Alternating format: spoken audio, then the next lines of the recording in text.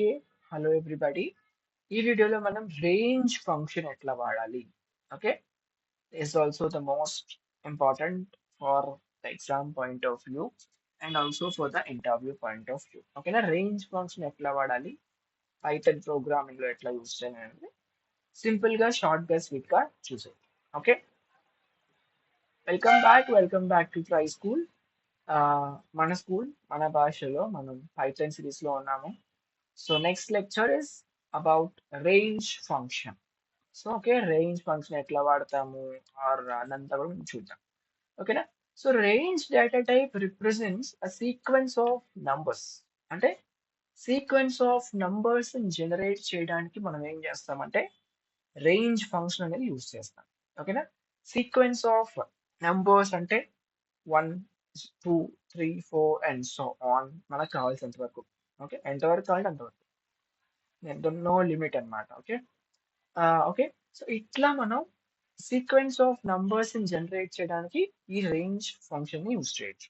గుర్తుపెట్టుకోండి, range function is a predefined method or inbuilt method అన్నమాట. Okay, inbuilt method. The elements present in the range data type cannot be modifiable. అందులో ఉన్నాయి మనం modify చేయలేం. For example మనకి range use చేసి A B C D generate చేయొచ్చా? చేయలేము. Okay, sequence of numbers మాత్రమే జనరేట్ చేయగలం. దాన్ని మాత్రం మనం ఏం చేయొచ్చు, జనరేట్ అయితే చేయొచ్చు. So this data type is immutable. గుర్తుపెట్టుకోండి, range data type is immutable. Okay. So ఒక స్మాల్ ప్రోగ్రామ్ చేద్దాం. సింపుల్ గా అయిపోయే విధంగా ప్లాన్ చేద్దాం. ఓకే. సో ఇది మొత్తం తీసేస్తున్నాను నేను. So print range. గుర్తుపెట్టుకోండి, spelling should be perfect. Okay. So ఇక్కడ మీరు చూస్తే కనుక మీకు సింటాక్స్ కనపడుతుంది ఇక్కడ. సో ఇదొక సింటాక్స్, ఇదొక సింటాక్స్ అన్నమాట. చూడండి, స్టాప్ నోట్ చేసుకోవచ్చు మీకు కావాలంటే ఇవి. సో రేంజ్ స్టాప్ అంటే ఫస్ట్ ఈ సింటాక్స్ అప్లై చేద్దాం. స్టాప్ అనేది స్టాప్ ఏం చేసిన ఒక వాల్యూ ఇవ్వచ్చు. అంటే ఫర్ ఎగ్జాంపుల్ నేను 10 ఇస్తాను. చూడండి, ఎండ్ చేశాను. స్టాప్ వాల్యూ మాత్రమే ఇచ్చాను ఫస్ట్ నేను. సో రన్ చేద్దాం ఒకసారి. దీన్ని ఏమొచ్చింది? So just minute. ఓకే, ఒక్క నిమిషం. మనం చేసిన దానికి అవుట్పుట్ నేను చూపిస్తాను మీకు. ఒక నిమిషం. So what we have done.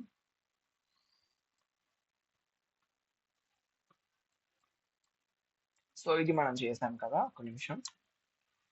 Okay. So output అయితే అది కూర్చోండి, రేంజ్ అని చెప్పేసి అంటే 0 నుంచి 10 వరకు అయితే ప్రింట్ అయింది అనమాట. 0 నుంచి 10 వరకు ప్రింట్ అయింది. సో ఇట్లా మనం జనరేట్ చేయొచ్చు. ఏంటి? సీక్వెన్స్ ఆఫ్ నంబర్స్ ని జనరేట్ అయితే చేసుకోవచ్చు. ఓకే.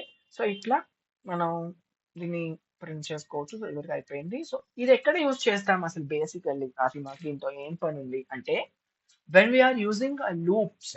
అంటే ఫర్ ఎగ్జాంపుల్ లూపింగ్ స్టేట్మెంట్స్ వస్తాయి తర్వాత. గుర్తుపెట్టుకోండి, ద వర్డ్ లూప్ అంటే ఏంటి? మళ్ళీ మళ్ళీ జరగడం.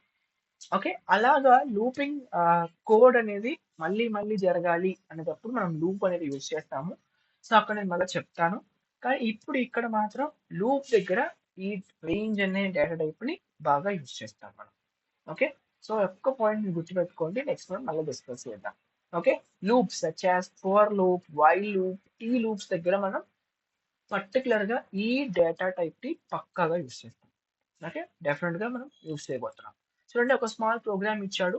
సో మనకి ఇక్కడ అవుట్పుట్ ఏమొచ్చిందిరా బాబు అంటే, వీ హ్యావ్ గాట్ ఏమొచ్చింది? జస్ట్ రేంజ్ ఆఫ్ అని ఇచ్చింది కదా.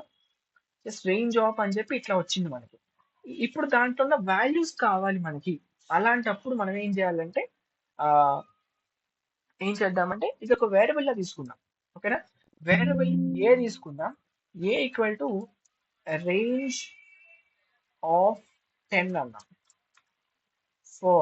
ఫర్ లూప్ రాస్తున్నాను. ఒక నిమిషం పాస్